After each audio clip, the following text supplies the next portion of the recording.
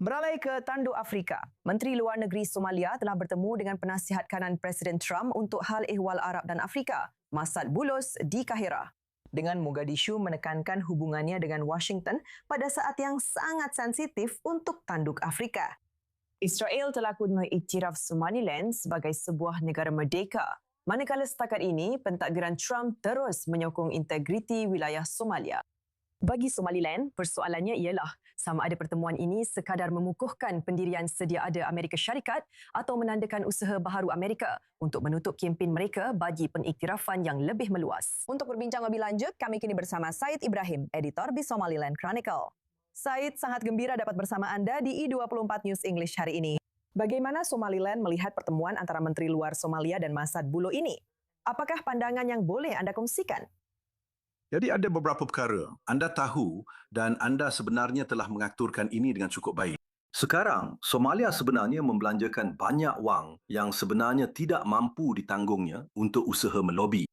Dan walaupun Encik Bolos itu penting, malangnya dia bukanlah Marco Rubio dan itulah pegawai tertinggi di Washington yang kerajaan Somalia sebenarnya boleh, anda tahu, hampir menyergap, saya katakan, di sela-sela sesuatu mesyuarat. Jadi sejujurnya ia lebih kepada peluang bergambar daripada sesuatu yang benar-benar bermakna. Sekarang untuk cuba menilai di mana sebenarnya kedudukan Somalia dari sudut pandangan Amerika Syarikat terutamanya, Presiden Trump, beliau sebenarnya telah menggunakan, anda tahu, kata-kata pedas yang malangnya termasuk mengatakan bahawa ia adalah negara dunia keempat dan ia bukanlah sebuah negara pun. Jadi, apa yang sedang berlaku sekarang ialah sumber pembiayaan untuk Somalia, baik dari segi bantuan maupun pembiayaan pasukan pengaman, di mana Amerika Syarikat merupakan penyumbang terbesar, kini kedua-duanya telah ditutup sepenuhnya. Jadi, Somalia sedang lakukan apa sahaja yang boleh untuk cuba memastikan aliran dana itu dibuka semula supaya mereka boleh mendapat kembali perkenan Cik Trump. Tetapi saya akan katakan masih terlalu awal dan sudah pasti ia tidak bermakna, anda tahu, apa yang anda panggil itu, bahawa Amerika Syarikat kini mengambil haluan yang berbeza terhadap Somalia. Malah, ini sebenarnya hanyalah keputusasaan yang dibungkus sebagai diplomasi.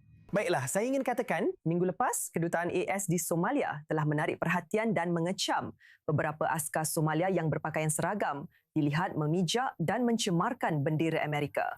Sekarang, patutkah AS mempertimbangkan semula hubungannya dengan tentera Somalia jika lelaki-lelaki ini memang askar, walaupun pada masa ini ia belum disahkan secara rasmi? Sebenarnya, perkara itu memang telah disahkan dan dari segi Kementerian Pertahanan Somalia, mereka telah mengambil langkah kawalan kerosakan dan mengatakan bahawa mereka telah memenjarakan 4 orang askar. Perkara ini kini telah disahkan. 2 daripada mereka sebenarnya masih di bawah umur, saya rasa. Berumur 15 atau 16 tahun. Itu satu lagi isu yang berbeza, kita tak akan sentuh perkara itu. Jadi ada beberapa perkara yang sedang berlaku. Amerika Syarikat berkaitan dengan Somalia sebenarnya telah menurunkan taraf kedutaan kepada, anda tahu, pada dasarnya mereka belum pun melantik seorang duta. Dan mereka hanya ada kuasa usaha. Jadi hubungan itu tidak seperti dahulu jika dibandingkan dengan zaman Hillary Clinton dan pentadbiran Biden, boleh dikatakan begitu. Encik Trump, anda tahu, bernasib baik telah menyedari bahawa keadaan Somalia agak tidak mempunyai harapan dan menyalurkan beberapa juta dolar wang tembayar cukai tidak mampan. Sekarang insiden di mana askar-askar memijak bendera AS itu sebenarnya berlaku sejurus selepas AS mengumumkan bahawa mereka akan menarik balik pembiayaan untuk misi pengaman Kesatuan Afrika. Seperti 12,000 tentera asing dari Ethiopia, Uganda, Burundi ditempatkan di Mogadishu dan pelbagai bahagian Somalia, anda tahu, untuk cuba menghalang ia daripada dikuasai oleh Al-Shabaab. Dan sebaik saja anda tahu berita itu menjadi umum, tindak balasnya adalah tindakan seperti memijak bendera AS itu.